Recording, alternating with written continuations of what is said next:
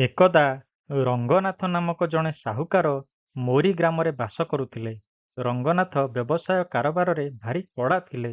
ଯଦି ସେ ଟଙ୍କା କରଜ ଦେବେ ବୋଲି ପ୍ରତିଶ୍ରୁତି ଦେଉଥିଲେ, ତେବେ ଯେକୌଣସି ଉପାୟରେ ସେ ନିଶ୍ଚୟ ପ୍ରଦାନ କରୁଥିଲେ।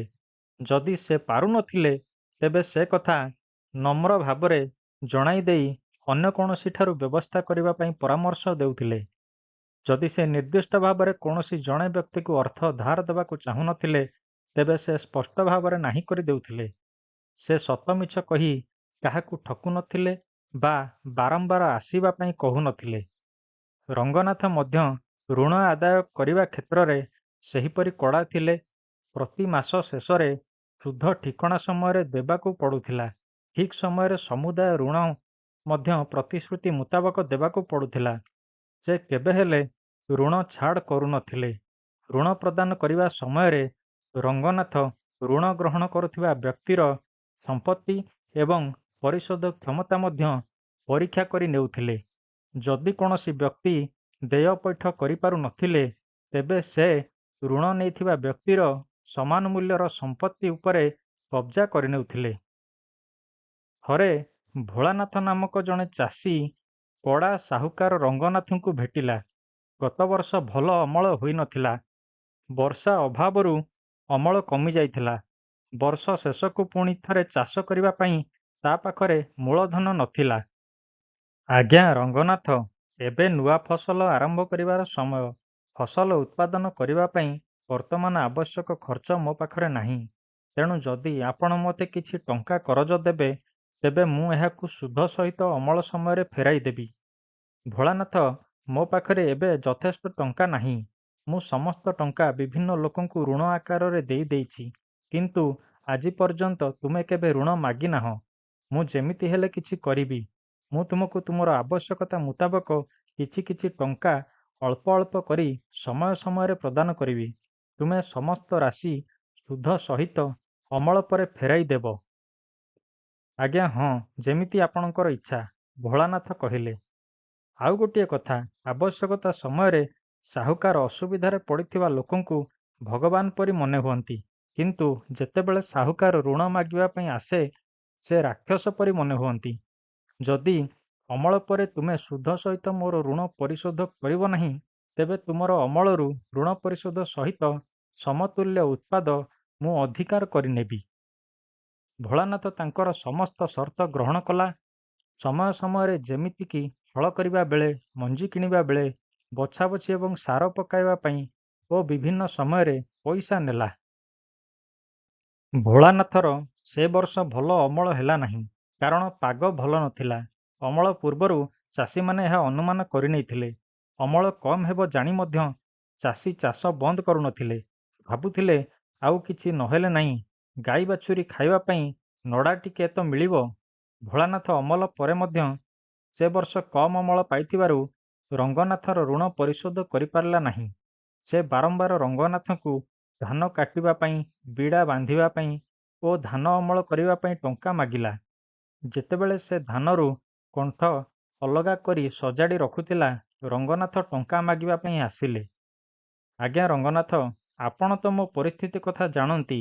ଯେତିକି ଧାନ ହେବା କଥା ତାର ଅଧା ମଧ୍ୟ ଅମଳ ହେଲା ନାହିଁ। ଏଥର ଟିକିଏ ମୋ ପ୍ରତି ଦୟା କରନ୍ତୁ। ମୁଁ ଧାନତକ ବିକ୍ରି କରିଦେବି ଏବଂ ଆପଣଙ୍କୁ ଅଧା ଋଣ ସହିତ ସୁଧ ପୈଠ କରିଦେବି। ମୁଁ ପରବର୍ତ୍ତୀ ଅମଳ ବେଳକୁ ବାକି ଟଙ୍କା ଶୁଝିଦେବି। ଭୋଳାନାଥ ଗୁହାରି କଲା। ରଙ୍ଗନାଥ କହିଲା, ସେ କୌଣସି ଉପାୟରେ ଏକଥା ଗ୍ରହଣ କରିପାରିବ ନାହିଁ। ଯଦିଓ ସମସ୍ତ ଶସ୍ୟ ବିକ୍ରି ହୋଇଯାଇଛି, ଏହାର ମୂଲ୍ୟ ଆପଣ ଦେଇଥିବା ଋଣ ସହିତ ସମାନ ନୁହେଁ। ମୁଁ ଏହା ପାଇଁ ଉଚିତ ମୂଲ୍ୟ ନିର୍ଦ୍ଧାରଣ କରିବି। ତାପରେ ଏ ସମସ୍ତ ଶସ୍ୟର ମୂଲ୍ୟ ହିସାବ କରି ତୁମେ ମୋତେ କେତେ ଟଙ୍କା ଦେବ ହିସାବ କରିବି। ଏହା କହି ରଙ୍ଗନାଥ ସମସ୍ତ ଶସ୍ୟ ଅଖାରେ ଭରି ଶଗଡ଼ରେ ଲଦି ଘରକୁ ନେଇଗଲେ। ଯଦି ତୁମେ ସମସ୍ତ ଶସ୍ୟ ନେଇଯିବ, ତେବେ ମୁଁ ଖାଇବି କ'ଣ? ଦୟାକରି ମୋ ଉପରେ କୃପା କର। ଭୋଳାନାଥ ବିକଳ ହୋଇ କହିଲେ। ଭୋଳାନାଥ କ'ଣ କରିବ ତାକୁ ବୁଦ୍ଧି ଦିଶିଲା ନାହିଁ। ସେ ଗ୍ରାମର ମୁଖିଆ ଶିବାଜୀଙ୍କ ପାଖକୁ ଯାଇ ଅଭିଯୋଗ କଲା। ଶିବାଜୀ କେବଳ ନିଜ କାମରେ ନୁହେଁ, ଆଖପାଖ ଗ୍ରାମରେ ମଧ୍ୟ ବିଚାରବନ୍ତ ବ୍ୟକ୍ତି ଭାବରେ ପ୍ରସିଦ୍ଧ ଥିଲେ। ସେ ସମସ୍ତଙ୍କୁ ଉଚିତ ନ୍ୟାୟ ପ୍ରଦାନ କରୁଥିଲେ। ଭୋଳାନାଥ ଶିବାଜୀଙ୍କ ପାଖରୁ ଡାକରା ପାଇଲା ଏବଂ ନିଜେ ଗ୍ରାମ ମୁଖିଆଙ୍କ ନିକଟରେ ଉପସ୍ଥିତ ହେଲା। ଭୋଳାନାଥ ଅଭିଯୋଗ କରୁଛି ଯେ ତୁମେ ତାହାର କଷ୍ଟ ଉତ୍ପାଦିତ ସମସ୍ତ ଶସ୍ୟ ନେଇଯାଇଛ। ତୁମେ ଏ ବାବଦରେ କ'ଣ କହିବ? ଶିବାଜୀ ରଙ୍ଗନାଥଙ୍କୁ ପଚାରିଲେ। ଆଜ୍ଞା, ମୋର ପେଶା ହେଲା ଟଙ୍କା ସୁଧ ଲଗାଇବା। ଋଣ ଟଙ୍କା କଡ଼ାକଡ଼ି ଭାବରେ ଆଦାୟ କରିବା ମୋର ପେଶାର ଅଂଶ। ମୁଁ ମୋଠାରୁ ଋଣ ନେଇଥିବା ବ୍ୟକ୍ତିଙ୍କ ଉପରେ ଦୟା ଦେଖାଇ ପାରିବି ନାହିଁ, କାରଣ ପରବର୍ତ୍ତୀ ସମୟରେ ମୋତେ ଦୟା କରିବା ପାଇଁ କେହି ନଥିବେ। ଭୋଳାନାଥ କ୍ଷେତ୍ରରେ ସେ ମୋଠାରୁ ଋଣ ନେବା ପୂର୍ବରୁ ସମସ୍ତ ସର୍ତ୍ତ ଗ୍ରହଣ କରିଥିଲା। ସେହି ସର୍ତ୍ତ ଅନୁଯାୟୀ ମୁଁ ଶସ୍ୟ ନେଇଛି। କେବଳ ସେତିକି ନୁହେଁ, ଏହି ଶସ୍ୟ ନିମନ୍ତେ ଖର୍ଚ୍ଚ ହୋଇଥିବା ସମସ୍ତ ଟଙ୍କା ହଳ କରିବାଠାରୁ ଅମଳ ପର୍ଯ୍ୟନ୍ତ ମୁଁ ହିଁ ଦେଇଛି। ସେ ଦୃଷ୍ଟିରୁ ମଧ୍ୟ ସମସ୍ତ ଅମଳ ମୁଁ ନେଇଯିବା ଯଥାର୍ଥ।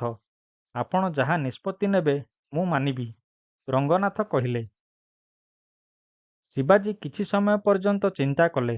ତାପରେ କହିଲେ, ଦୁଇ ପକ୍ଷଙ୍କୁ ଶୁଣିବା ପରେ ମୁଁ ଉଭୟ ପକ୍ଷଙ୍କୁ ନ୍ୟାୟ ଦେବା ପାଇଁ ଏକ ନିଷ୍ପତ୍ତିରେ ପହଞ୍ଚିଛି। ରଙ୍ଗନାଥ ସମୁଦାୟ ଅମଳର 3/4 ଋଣ ବାବଦକୁ ନେବେ ଏବଂ ବଳକା ଗୋଟିଏ ଭାଗ ଭୋଳାନାଥଙ୍କୁ ଫେରାଇ ଦେବେ। କେବଳ ସେତିକି ନୁହେଁ, ରଙ୍ଗନାଥ ମଧ୍ୟ ଭୋଳାନାଥଙ୍କୁ ପରବର୍ତ୍ତୀ ଶସ୍ୟ ନିମନ୍ତେ ଆବଶ୍ୟକ ଟଙ୍କା ଯୋଗାଇ ଦେବେ। ସେ ପରବର୍ତ୍ତୀ ଅମଳ ସମୟରେ ଋଣ ସୁଧ ସହିତ ସଂଗ୍ରହ କରିନେବେ। ଯଦି ପାଗ ପୁଣି ଖରାପ ରହେ, ତେବେ ସେ ପରବର୍ତ୍ତୀ ବର୍ଷ ଋଣ ସଂଗ୍ରହ କରିନେବେ କିମ୍ବା ତାପର ବର୍ଷ ଫସଲ ଭଲ ହେବା ଉପରେ ନିର୍ଭର କରି ଋଣ ରାଶି ଗ୍ରହଣ କରିପାରିବେ। କେବଳ ସେତିକି ନୁହେଁ, ରଙ୍ଗନାଥଙ୍କ ପରି ସାହୁକାରମାନେ ଚାଷୀମାନଙ୍କୁ କମ୍ ସୁଧରେ ଋଣ ପ୍ରଦାନ କରିବା ଉଚିତ। ସେମାନେ ମଧ୍ୟ ଭଲ ଚାଷ ହେଲା ପରେ ହିଁ ଚାଷୀମାନଙ୍କଠାରୁ ଟଙ୍କା ଆଦାୟ କରିବା ଉଚିତ। ଏହି କାହାଣୀଟି କହିସାରିଲା ପରେ ବେତାଳ ରାଜାଙ୍କୁ କହିଲା, ହେ ରାଜନ୍, ଶିବାଜୀଙ୍କର ବିଚାର କ'ଣ ଯଥାର୍ଥ? ଶିବାଜୀ ଯେ କି ଜଣେ ବିଜ୍ଞ ବ୍ୟକ୍ତି ଭାବରେ ଖଣ୍ଡମଣ୍ଡଳରେ ପ୍ରସିଦ୍ଧ, ଏପରି ନିଷ୍ପତ୍ତି ନେଲେ ରଙ୍ଗନାଥ ଋଣ ସଂଗ୍ରହ କରିବା କ'ଣ ଭୁଲ କଥା? ସେଥିପାଇଁ କ'ଣ ତାକୁ ଏଭଳି ଭାବରେ ଦଣ୍ଡିତ କଲେ? ଯଦି ତୁମେ ପ୍ରଶ୍ନର ଉତ୍ତର ଜାଣି ମଧ୍ୟ ନୀରବ ରହିବ, ତେବେ ତୁମର ଶିର ସହସ୍ର ଭାଗରେ ବିଦୀର୍ଣ୍ଣ ହୋଇଯିବ। ଏକଥା ଶୁଣି ରାଜା ବିକ୍ରମ ଏହିପରି ଭାବରେ ଉତ୍ତର ଦେଲେ। ଗଭୀରତାକୁ ନ ଯାଇ ଉପରେ ଉପରେ କହିଲେ, ରଙ୍ଗନାଥ ଠିକ୍ କାର୍ଯ୍ୟ କରୁଥିଲେ। ଶିବାଜୀଙ୍କର ବିଚାର ଭୁଲ ମନେ ହେବ, କିନ୍ତୁ ଯେଉଁମାନେ ସମାଜକୁ ନୂତନ ମାର୍ଗରେ ପରିଚାଳିତ କରନ୍ତି, ସମାଜକୁ ଦିଗ୍ଦର୍ଶନ ଦିଅନ୍ତି, ସେମାନେ ହିଁ ପରିସ୍ଥିତିକୁ ଠିକ୍ ଭାବରେ ବୁଝିପାରନ୍ତି। ତେଣୁ ନ୍ୟାୟ ପ୍ରଦାନ କରୁଥିବା ବ୍ୟକ୍ତିଙ୍କ ପାଇଁ ଏହା ଅତ୍ୟନ୍ତ ଗୁରୁତ୍ୱପୂର୍ଣ୍ଣ ହୋଇଥାଏ। ରାଜ୍ୟର ବା ଦେଶର ନିୟମ ଏବଂ ସ୍ଥାନ, କାଳ, ପାତ୍ର ଓ ସ୍ଥିତି ଅନୁଯାୟୀ ନିଷ୍ପତ୍ତି ନିଆଯାଇଥାଏ। ଏହା ଭବିଷ୍ୟତର ସମସ୍ୟାର ସମାଧାନ ପାଇଁ ଏବଂ ଏହିପରି ସମସ୍ୟା ନିମନ୍ତେ ଏକ ନଜିର ଭାବରେ ଭବିଷ୍ୟତରେ ପରିଗଣିତ ହୋଇଯାଇଥାଏ।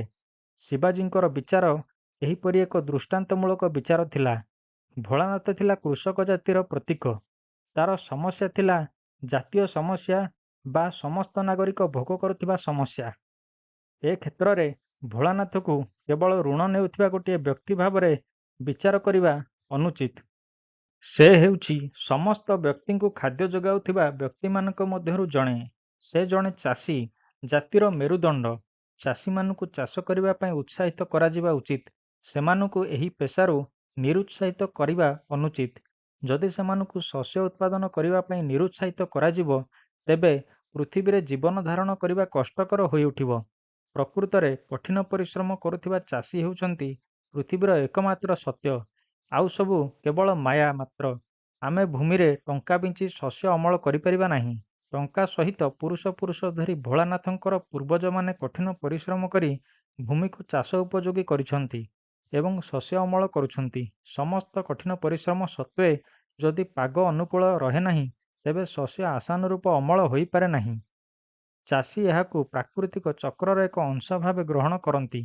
କିନ୍ତୁ ଯଦି ସେ କୌଣସି ଜଣେ ବ୍ୟକ୍ତିର ମନରେ କରୁଣାର ଅଭାବରୁ ନିଜର ସମସ୍ତ ଉତ୍ପାଦିତ ଶସ୍ୟ ହରାଇ, ତେବେ ସେ ଚାଷ କରିବାକୁ ଚାହିଁବ ନାହିଁ। ଚାଷ ଛାଡ଼ି ଅନ୍ୟ ଧନ୍ଦାରେ ମନ ଦେବ। ଯଦି କଠିନ ପରିଶ୍ରମ ପରେ ସେ ବି ଦୁଇ ଓଳି ଦୁଇ ମୁଠା ଖାଇବାରୁ ବଞ୍ଚିତ ହେବ, ତେବେ ଚାଷ କରିବାକୁ ଆଗ୍ରହ କରିବ ନାହିଁ। ଏହା ବିପଦଜନକ। ସାରା ପୃଥିବୀ ପାଇଁ ଧ୍ୱଂସର ଡାକରା ସଦୃଶ। ଏହି କାରଣରୁ ଶିବାଜୀ ନିୟମ କଲେ ଯେ ଭୋଳାନାଥ ଏବଂ ତା ପରିବାରର ଭରଣପୋଷଣ ପାଇଁ ଯଥେଷ୍ଟ ଧାନ ଭୋଳାନାଥ ଘରକୁ ଫେରାଇ ଦିଆଯିବ। ସେ ଏକଥା ମଧ୍ୟ ନିୟମ କଲେ ଯେ ପରବର୍ତ୍ତୀ ଶସ୍ୟ ଅମଳ ପର୍ଯ୍ୟନ୍ତ ଭୋଳାନାଥକୁ ଅଧିକ ଆର୍ଥିକ ସହାୟତା ପ୍ରଦାନ କରାଯିବ ଏବଂ ଯେତେବେଳେ ପାଗ ଅନୁକୂଳ ରହିବ ଓ ଭଲ ଅମଳ ହେବ କେବଳ ସେହି ସମୟରେ ସମସ୍ତ ଋଣ ସଂଗ୍ରହ କରାଯିବ। ସେ ଏକଥା ମଧ୍ୟ ନିୟମ କଲେ ଯେ ସାହୁକାରମାନେ କମ୍ ସୁଧରେ ଚାଷୀମାନଙ୍କୁ ଋଣ ପ୍ରଦାନ କରିବେ।